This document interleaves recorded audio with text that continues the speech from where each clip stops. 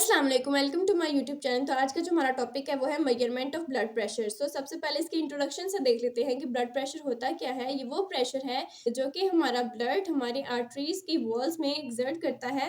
और अगर हम देखें कि ब्लड प्रेशर जब भी मेजर किया जाता है तो इसको इस फॉर्म में लिखा जाता है। तो इसमें 120 और 80 क्या है, 120 है सिस्टोलिक प्रेशर और 80 है डायस्टोलिक प्रेशर।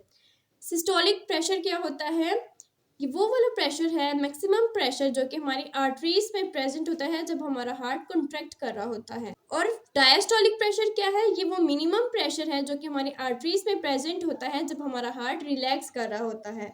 सबसे पहले देख लेते हैं डिफरेंट टाइम ऑफ मेजरमेंट कि किस टाइम हमें ब्लड प्रेशर को मेजर करना चाहिए। तो सबसे पहले है use multiple reading at different times during waking hours of patients. Different time इसलिए क्योंकि different time of the day में हमारा जो ब्लड प्रेशर है वो डिफर करता है। अगर हम बात कर लें अर्ली मॉर्निंग की, जब हम उठते हैं तो बिकॉज के हमारा जो मेटाबॉलिक रेट होता है वो बहुत लो होता है, जिसकी वजह से हमारा जो ब्लड प्रेशर है वो भी लो होता है। लेकिन इसके बरअक्स अगर हम इवनिंग या आफ्टरनून की बात करें तो उसमें हमारा जो मेटाबॉलिक रेट होता है वो इंक्रीज होता है, जिसकी वजह से हमारा ब्लड प्रेशर भी इंक्रीज होता है।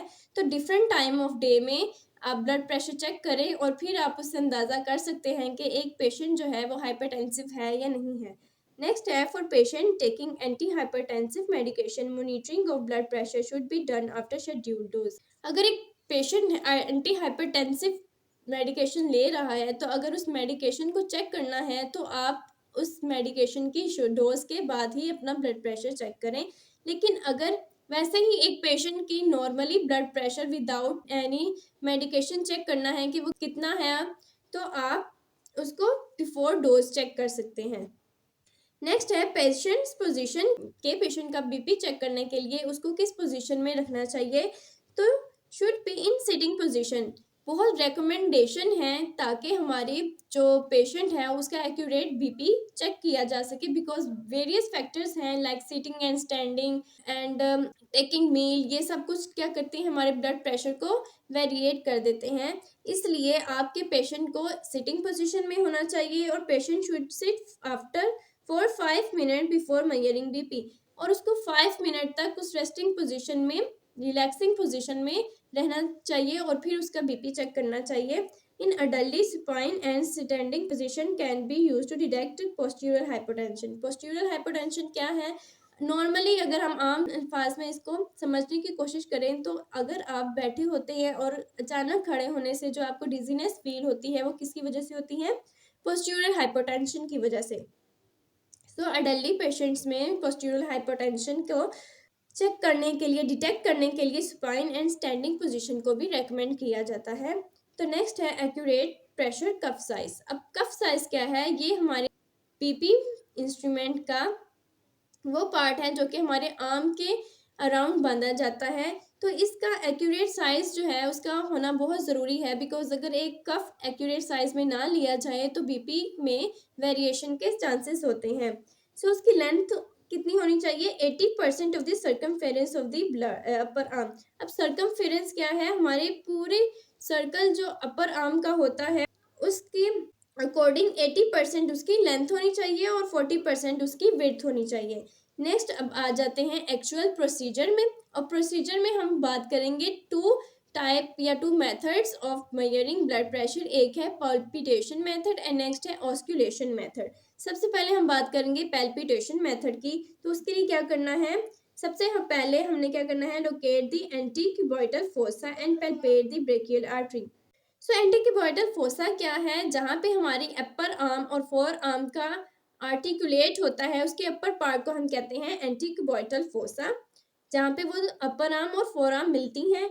तो उस पार्ट में क्या करना है, हमने ब्रेकियल आर्टरी जो कि हमारे आर्म में प्रेजेंट होते हैं उसको पैल्पेट करना है, और उसके बाद क्या करना है, हमने wrap the cuff approximately 2.5 inch above the antecubital fossa. ये 1 to 2.5 इंच हमने क्या करना है, कफ को एंटीक्यूबोइडल फोसा से ऊपर करके बांधना है। और नेक्स्ट है while palpating the radial pulse inflate the cuff until you feel the radial pulse disappear. अब रेडियल पल्स क्या है, हमारी रिस्ट में अगर हम यहाँ करके लोकेट करते हैं, जो हमें पल्स फील होती है उसको हम कहते हैं रेडियल पल्स। और हमने उसके बाद क्या करना है, कफ को इन्फ्लेट करना है with the help of pump. एक पंप आता है बीपी की इंस्ट्रूमेंट में, उससे हमने कफ को इन्फ्लेट करना है और इतना इन्फ्लेट करना है कि जो पल्सिंग सेंसेशन है वो डिसअपियर हो जाए। उसको उस पॉइंट को हमने नोट करना है और वो कौन सा होगा, हमारा सिस्टोलिक प्रेशर, जो कि अपर नंबर होता है हमारे ब्लड प्रेशर की राइटिंग में।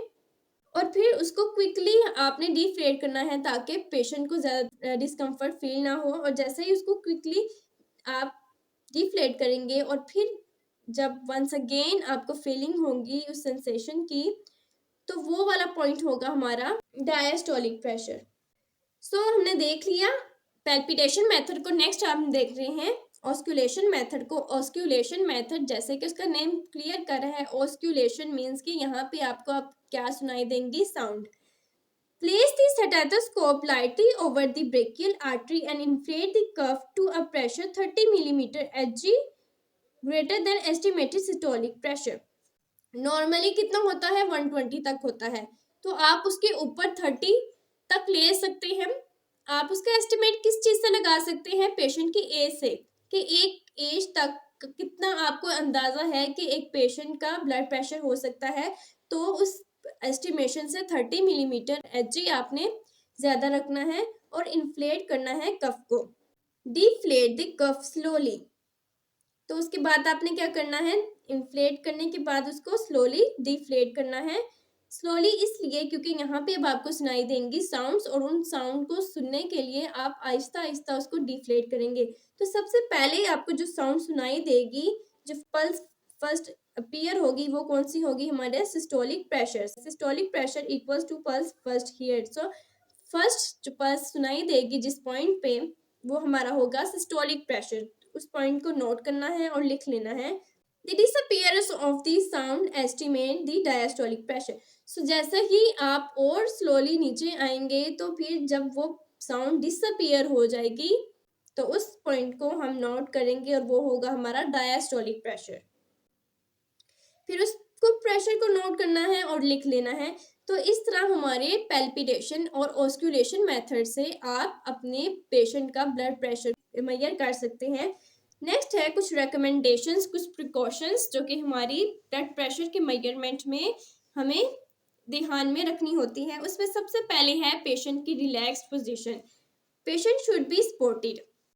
एक ऐसी चेयर लेनी चाहिए या कुछ भी ऐसी जगह जहां पेशेंट को सिटिंग पोजीशन में बिठाना है, और उसकी बैक क्या होनी है, सपोर्टेड होनी है।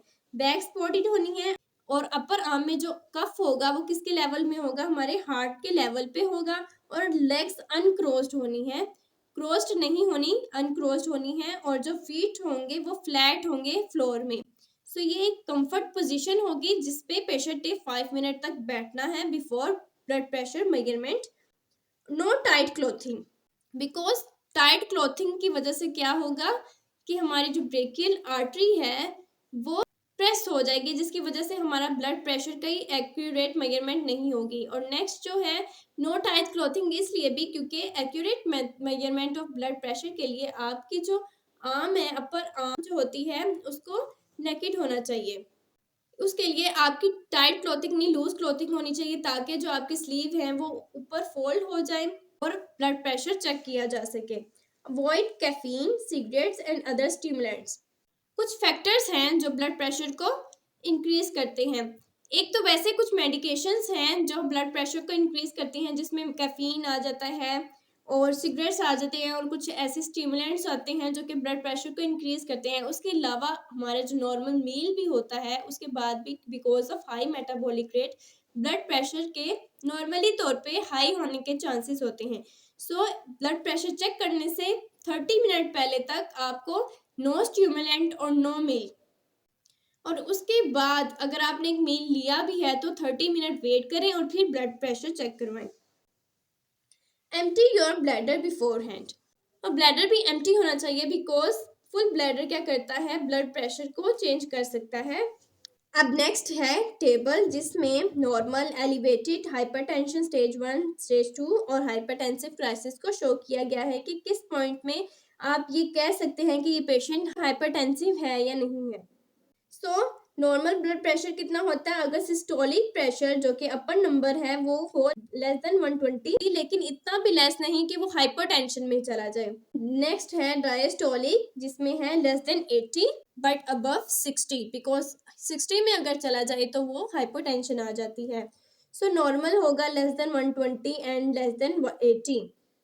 एंड नेक्स्ट है एलिवेटेड, कि स्लाइटली एलिवेट हुआ है ब्लड प्रेशर, अभी इतना मेडिकल केयर की ज़रूरत नहीं है, सिर्फ आप अपनी लाइफस्टाइल की चेंजिंग से अपने इस ब्लड प्रेशर को बैक टू नॉर्मल लेके आ सकते हैं और केयर कर सकते हैं कि आपका ये ब्लड प्रेशर ज़्यादा इंक्रीज होकर हाइपरटेंशन में ना चला जाए। तो इसमें हमारा जो सिस्टोलिक प्रेशर होगा वो कितना होगा, 120 से 129 होगा और डायस्टोलिक उतना ही रहेगा लेस देन 180। नेक्स्ट है हाइपरटेंशन स्टेज 1। हमारी हाइपरटेंशन की स्टेज 1 है और नॉर्मली एलिवेटेड से थोड़ा सा ब्लड प्रेशर इंक्रीज होगा और बहुत केयर की ज़रूरत है और इस स्टेज में आके अब आपको मेडिकेशन की ज़रूरत होती है और उसमें होता है सिस्टोलिक प्रेशर 130 से 139 और डायस्टोलिक कितना होता है 80 टू 89। नेक्स्ट है हाइपरटेंशन स्टेज 2, ये एक्स्ट्रा केयर करने की स्टेज है, इसमें आपको मेडिकेशन के साथ और भी एक्स्ट्रा केयर करने की ज़रूरत है ताकि आप हाइपरटेंसिव क्राइसिस में ना चले जाएं।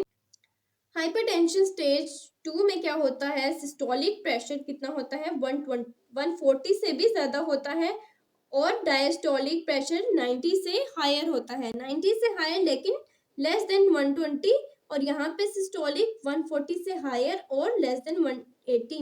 नेक्स्ट है हाइपरटेंसिव क्राइसिस जिसमें आपको स्ट्रोक होने के चांसेस होते हैं और हार्ट अटैक होने के चांसेस हैं।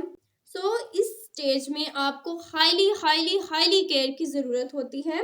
तो हाइपरटेंसिव में जो सिस्टोलिक प्रेशर होता है वो 180 मिलीमीटर Hg से भी इंक्रीज कर जाता है और डायस्टोलिक प्रेशर 120 से भी इंक्रीज कर जाता है। 120 जो कि नॉर्मली हमारा सिस्टोलिक प्रेशर जितना होना चाहिए उतना हमारे हाइपरटेंसिव क्राइसिस में हमारा डायस्टोलिक प्रेशर चला जाता है। सो ये थे measurement of blood pressure. I hope so कि आपको समझ आई होगी।